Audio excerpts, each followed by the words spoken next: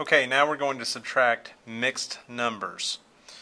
If you remember from previous videos, we have whole numbers and we have fractions.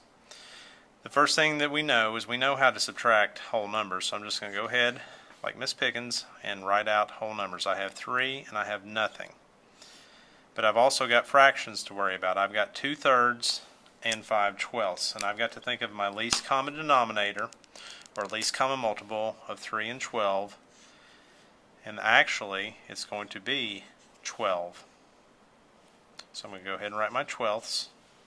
Now the cool thing about 5/12, it's just going to keep the same. It's going to stay 5/12. Forgot to put in my subtraction symbol.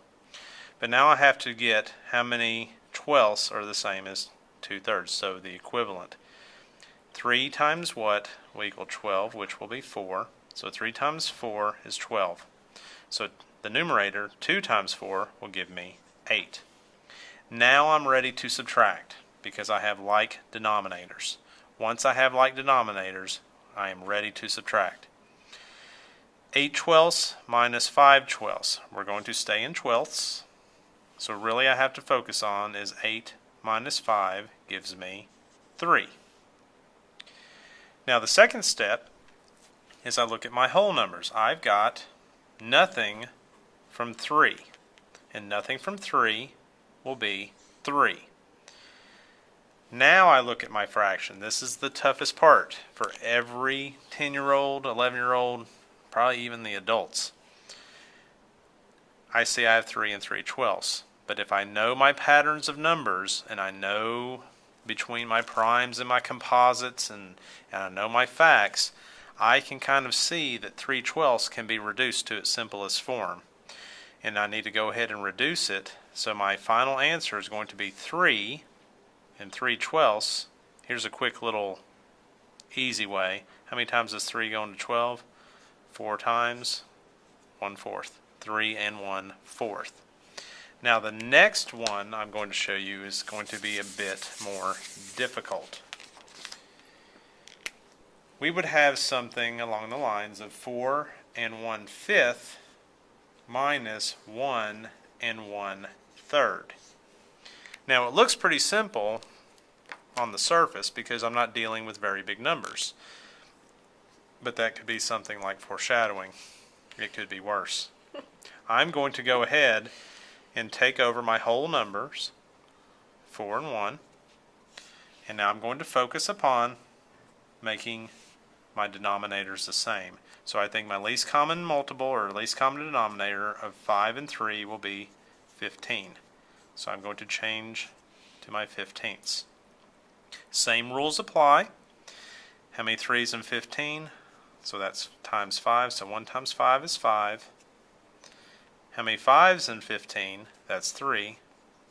So 1 times 3 is 3. Now I'm ready to subtract. Uh-oh. That's right, uh-oh. You see the problem already.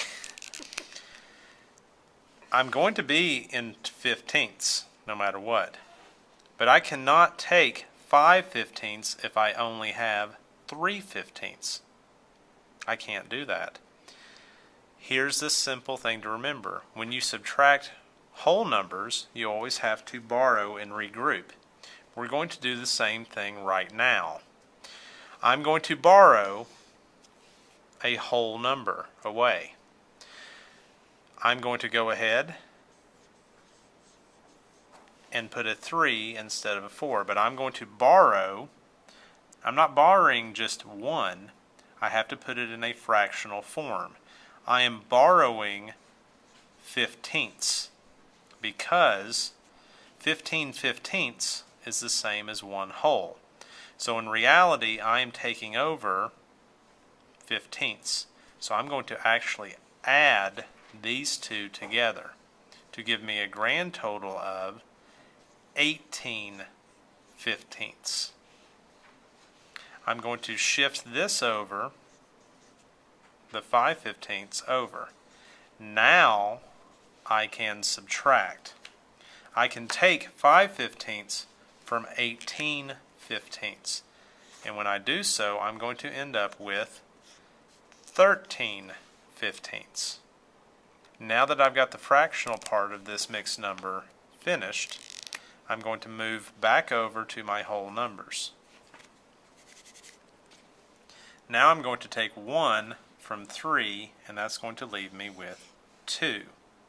So the actual answer to 4 1/5 minus 1 1/3 is actually 2 13/15, because 13 is a prime number and none of its factors are factors of 15, so it cannot be reduced.